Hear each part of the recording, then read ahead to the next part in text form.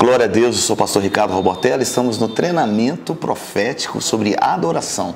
Nas primeiras duas aulas nós trouxemos uma consciência de quem você é, daquilo que Deus tem para a sua vida. Você não é mais um escravo, você agora é um herdeiro. A consciência, a diferença entre adoração, evangelismo, canções nas ruas. Falamos muito sobre isso. Agora eu quero dar alguns testemunhos. Eu quero falar também sobre a realidade de como colocar isso em prática em nossas vidas. Eu me lembro que quando eu comecei a trabalhar com adoração profética, um dos textos principais que eu utilizo até hoje, está aqui em 2 Crônicas, capítulo 20, é o texto de Josafá. Você deve conhecer esse texto, que fala aqui no versículo 14. Então o Espírito do Senhor veio sobre Jaaziel, filho de Zacarias, neto de Benaia, bisneto de Jeziel, trineto de Metanias, levita e descendente de Asaf, no meio da assembleia, e disse: escutem todos os que vivem em Judá e em Jerusalém, ó rei Josafá, assim diz o Senhor, não temam, não fiquem desanimados por causa desse exército enorme, pois a batalha não é de vocês, mas de Deus. Vamos parar por aqui. Eu me lembro a primeira vez que eu fui a Cuba, e nós, depois dessa realidade, do contexto que a gente percebeu, da atmosfera que existe ali no país socialista, que eu disse, daquele partido político ali que nós voltamos para o Brasil e aquilo que nós percebemos da realidade, eu voltei com 20 intercessores, no ano de 1999. Eu me lembro que quando nós chegamos em Cuba, houve um espírito de medo muito grande, porque uma das coisas que Jezabel faz é trazer medo para as pessoas, pânico, e mais do que isso, cala a voz da pessoa. A pessoa fica exatamente como uma cobra, uma serpente, olhando para a presa fica inerte. É exatamente que nesses próximos momentos aqui do Brasil, nós precisamos ficar muito atentos, porque essa é a estratégia de Jezabel sobre a nação, trazendo uma paralisação do movimento, porque nós vamos ficar amedrontados. E eu me lembro que nós levamos 20 intercessores naquela época, foi uma das grandes experiências que nós começamos com adoração profética nas ruas.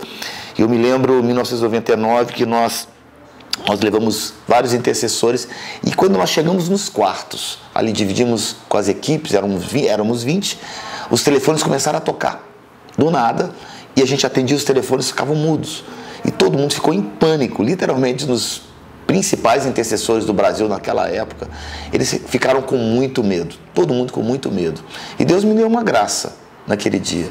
Eu falei: queridos, nós não podemos ficar sujeitos a esse medo, temos que avançar. Deus nos trouxe aqui com um propósito, Ele nos ungiu para esse propósito.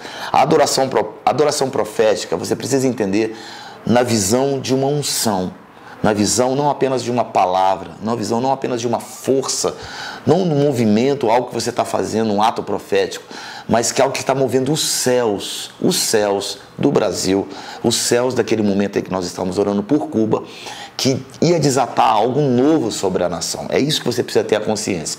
Eu vou ser um pouco breve sobre isso. O que aconteceu? Eu me lembro que nós começamos a adorar ao Senhor. Eu falei: queridos, está todo mundo com medo? Então vamos fazer o seguinte, vamos adorar sem música, vamos adorar sem som.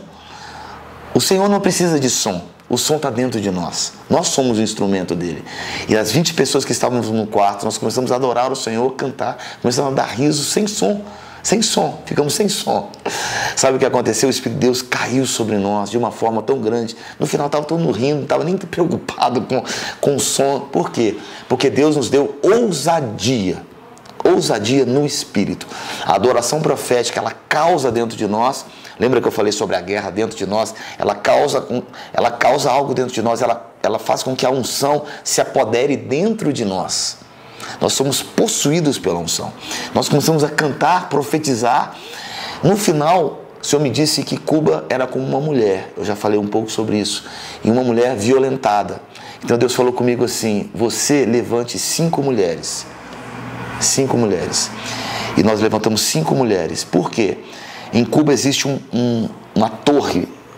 Ali, é como se fosse no Planalto Central de Cuba. E ali tem uma torre, um pentagrama. Ali são feitos sacrifícios, e ali é onde Fidel Castro, ele falava para a multidão, e ali naquele lugar tem um pentagrama, e Cuba tem 5 castelos que rodeiam a cidade. E Deus nos falou sobre vários pactos satânicos que existiam ali através dessas entidades, que na verdade não é um partido político, na minha opinião. Por isso que a minha luta não é política, a nossa luta é contra entidades, a nossa luta não é contra carne nem sangue, mas contra principados e potestades nas regiões celestiais. A nossa adoração, esse nível de adoração que nós estamos ensinando aqui, é para te levar, para você lutar contra fortalezas na mente das pessoas, porque a idolatria, que começa com idolatria, ela cega os olhos, os ouvidos, a boca da pessoa, a pessoa fica inerte diante de tudo. Queridos, olha, resumindo o que aconteceu, Deus nos deu identidades nas 5 mulheres, e as 5 mulheres foram líderes, nós ficamos ali cobrindo elas, e elas foram recebendo de Deus missões. Uma era missão liberdade, iam por todos os lugares profetizando liberdade. O outro era os jovens, nós levantamos os jovens nos lugares mais altos de Cuba. Queridos, outra era a igreja local, nós ajudando a igreja, sendo igreja na igreja. Queridos, foram muitas coisas que nós fizemos ali. Por final, nós reunimos um determinado momento e demos um grande grito, como aquele versículo que eu disse em Isaías: por muito tempo me calei, mas agora darei gritos como aquela que está para dar à luz. A adoração profética não se resume à canção. Nós vamos falar sobre isso. É um som. Guarda isso. É um som.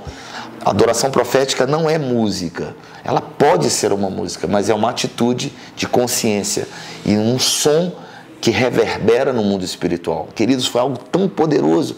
Nós gritamos ao mesmo tempo às 5 horas da tarde, no entardecer, nos 5 castelos, as 5 mulheres, cada um na sua identidade, num castelo. Nós rodeamos a cidade, demos um grito. Foi tão poderoso que as policiais chegaram, acharam que alguém estava dando à luz a uma criança. Foi uma loucura, mas aquele som reverberou de uma forma tão poderosa na nação cubana, que 9 meses depois, pela primeira vez em mais de 50, 40 e tantos anos, eu não me lembro exatamente, o Papa foi a Cuba.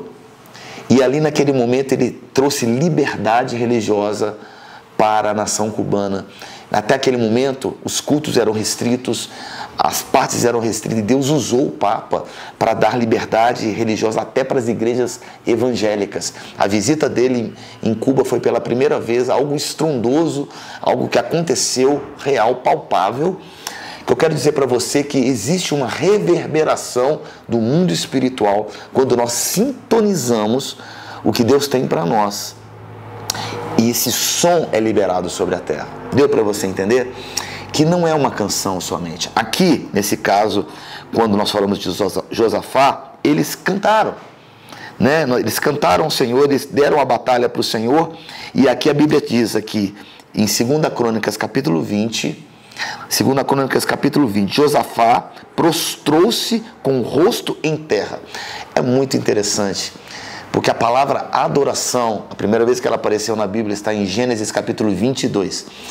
E essa palavra adoração em Gênesis 22 é colocar o rosto no chão. A palavra, uma das traduções no original em hebraico é colocar o rosto em chão.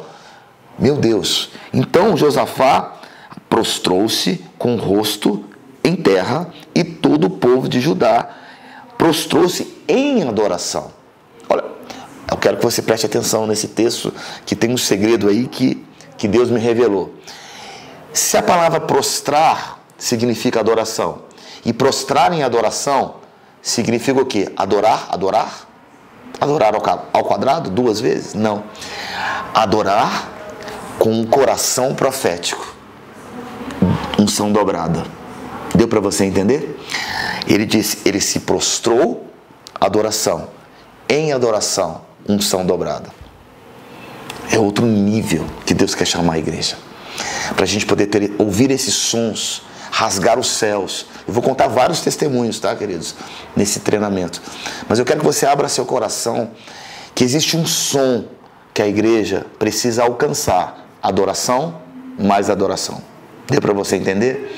Adoração, Gênesis 22, adoração, 2 Crônicas 20. Se prostrou em terra em adoração.